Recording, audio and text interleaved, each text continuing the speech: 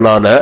امام ابن تیمیہ رحمۃ اللہ علیہ، ولی اللہ رحمۃ اللہ علیہ، ان سے بڑھ کر آپ نے کیا لکھنا؟ وہ جانتے تھے کہ شیعہ کیا کہتے ہیں، مگر اس کے باوجود وہ آپ کی طرح اہل بیت سے دشمنی نہیں کرتے تھے، ان میں اعتدال تھا، توازن تھا۔ وہ جانتے تھے کہ شیعہ اپنی جگہ جو جی چاہے ہوں، اہل بیت کو ان کے ہیں، رسول اللہ کا گھرانہ سارے مسلمانوں کا مشترکہ ہے، ان کا احترام سارے اہل ایمان پر لازم ہے، اس لیے وہ بددیانت نہیں تھی۔ انہوں نے جو اس بارے میں لکھا وہ میں دہرا دیتا ہوں، اور میں نے جو آیت پڑھی شروع میں آپ نے سن لی کہ زلیخا کے قصہ میں آتا ہے کہ جب اس نے یوسف علیہ السلام پر بہتان لگایا تو اس کے خاندان میں سے ایک نے گواہی دی۔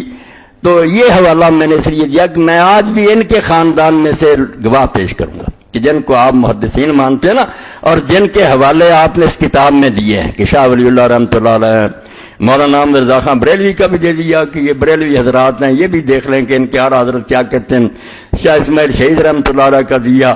میں ان کو ہی پیش کروں گا۔ شاہدہ شاہد من اہلہا، کیا ہے زلیخا کے گھر والوں سے ہی گواہ آ جائیں گے کہ وہ کیا کہتے ہیں۔ وہ محقق نہیں تھے، آپ مانتے ہیں کہ بڑے بڑے محقق ہیں، ان کے علاوہ کوئی بات آپ کو سوجی لائے؟ صرف آپ کے پاس خیانت ہے، بددیانتی ہے، حوالوں میں دھوکہ ہے، اس کے علاوہ کوئی بات نہیں۔ اب آپ دیکھیں جن لوگوں نے علم حدیث میں اتنا بڑا کام کیا کہ میں ہمیشہ کہتا ہوں کہ یہ موضوع سے کم نہیں، راوی پرکھے، یہ تہذیب التہذیب ہے للامام الحافظ احمد بن علی ابن حجر الاسقلانی،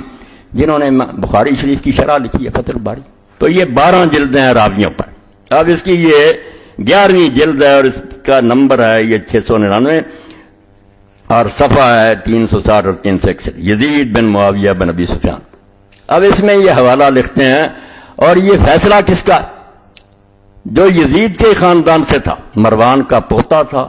مگر وہ ولی ہے، خلیفہ راشد ہے عمر بن عبدالعزیز رحمۃ اللہ علیہ، ان کا۔ اور حافظ صاحب نے بالکل ابن حجر نے ساتھ ساتھ بیان کیا کہ جتنے راوی یہ واقعہ بیان کر رہے ہیں یہ سارے ثقہ۔ اب ان لوگوں کا حال یہ کہ رسالے چھاپ دیتے ہیں، اور آپ یہ نہ سمجھے کہ مولوی صاحب کو کوئی خبر ہے وہ شاہد حسین بیان نہیں، اس زمانے میں یہ میرے دل میں فرض عین ہو گیا۔ میں سمجھتا اگر میں نے اس بارے میں زبان گونگ کی، میرے منہ میں قیامت کے دن لگام ڈالی جائے گی۔ ہر مسجد میں طوفان بدتمیزی برپا، اشتہار لگے ہوئے ہیں کہ واقعہ کربلا تحقیقی پیرائے میں، اور جھوٹ بولتے ہیں کہ یزید ولی تھا اور امام حسین ایسے تھے۔ اس موقع پر خاموشی اختیار کریں تو انتہا درجے کا جرم ہوگا۔ نہیں، امام کی شہادت کو بیان کرنا، اور جو فاسق ہیں، ظالم ہیں، ان کو بالکل رنگا کرنا۔ تو دیکھ لیں یہ 301 سے سوا۔ وقال یحییٰ بن عبد الملک بن ابی غنیہ احد الثقات، یہ راوی، یہ بھی ثقہ راویوں میں سے ایک، وہ کہتا حدثنا نوفل بن ابی بکر اقرب ثقہ قال كنت عند عمر بن عبد العزیز، یہ راوی کہہ رہا ہے کہ میں عمر بن عبدالعزیز رحمۃ اللہ علیہ کے پاس تھا، فذکر رجل یزید بن معاویہ، تو یہ یزید بن معاویہ کی بات ہو گئی، فقال قال امیر المومنین یزید، تو اس آدمی نے کہا کہ امیر المومنین یزید نے ایسا کہا۔ یہ اعلانیہ لکھتے ہیں کہ سیدنا امیر المومنین یزید رضی اللہ عنہ رحمۃ اللہ علیہ، تو اس نے بھی کہا امیر المومنین یزید، فقال عمر تقول امیر المومنین یزید، عمر بن عبدالعزیز نے کہا نام مراد ہے تو یزید جیسے آدمی کو امیر المومنین کہتا کہ مومنوں کا امیر ہے، وامر بہ فضرب 20 صوتا، تو آپ نے حکم دیا اور اس آدمی کو 100 کوڑے لگوائے گئے۔ یعنی عمر بن عبدالعزیز جو خود مروان کا پوتا ہے، انہی کے خاندان سے، اور بالکل قریب اسی صدی میں ہوا، چند سال کا تو فاصلہ۔ وہ کیا کہہ رہا ہے؟ صحیح روایت، اور شخص وہ لکھ رہا ہے جس کو آپ خاتمۃ المحدثین کہتے ہیں، کہ اس کے بعد اس پائے کا کوئی محدث پیدا نہیں ہوا، اور اس کی شرح صحیح بخاری کی فتح الباری کو ہم حجت کے طور پر پیش کرتے ہیں کہ حافظ صاحب نے، اور شیخ الاسلام اگر لکھا جائے اصول حدیث کی کتابوں میں تو ابن حجر مراد ہوتا،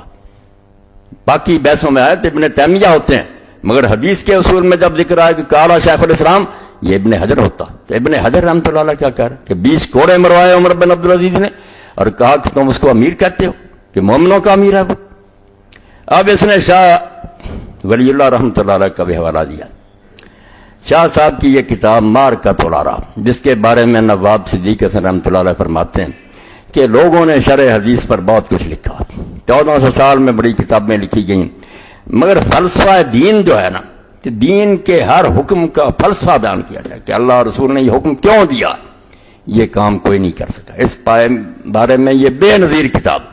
اور میں کئی مرتبہ سفارش کر چکا ہوں کہ اگر کوئی بچہ یہ سمجھنا چاہتا کہ پورا دین جو ہے اس کی فلسفی اور حکمت کیا، تو حجت اللہ البالغہ، نام ہی ایسا رکھا کہ یہ کتاب اللہ کی طرف سے ایسی حجت ہے کہ اب زبانیں بند ہو جائیں، کوئی نہ غیر مسلم بول سکے گا نہ مسلم، ہر حدیث کا فلسفہ بیان کیا۔ اب جب آخر میں پہنچے ہیں شاہ صاحب،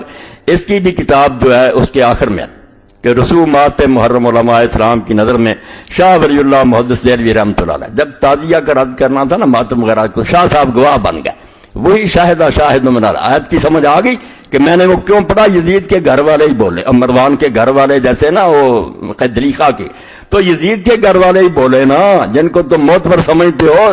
صلاح الدین صاحب، ان سے ہی پوچھ لے کہ یزید کیا تھا۔ تو یہ ہے حجت اللہ البالغہ۔